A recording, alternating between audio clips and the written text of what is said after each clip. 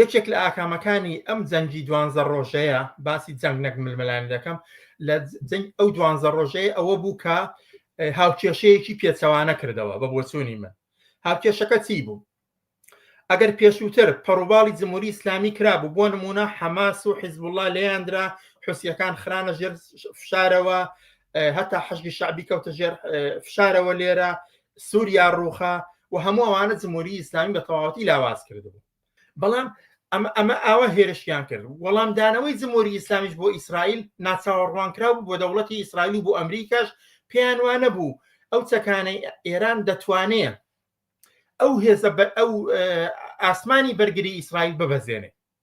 ئەمەیان پێهین نەبوو. وەختێک ئەمە ڕوویدا من پێم وایە هاوکێشەکە پێچەوانە بۆ بە هۆکارێکی زۆر سادەش ئەوە بوو کە پێچەوانە بوونەکەی ئەوە بوو کە ژیانی لە ئیسرائیلدا فەلەت کرد. فەلەت بۆ معنایی ژیانی ڕاگرت. لە حاڵێکدا وەختێک ئیسرائیل هێرشی کردە سەر ئێران، زەربەی زۆر گەورەی خوارد ئێران، بەڵام کۆمەڵگە فەلەت نەبوو. ئاوارەی بە زۆرێک ڕوویدا ئارە فەزا میلیتاریزم و ئەوانە ڕوویدا، بەڵام کۆمەڵگە فەلەت نەبوو. بەڵام لە ئیسرائیل کۆمەڵگە فەلەت بوو، لەگەڵەوەدا زەربەی کەمی خوارد.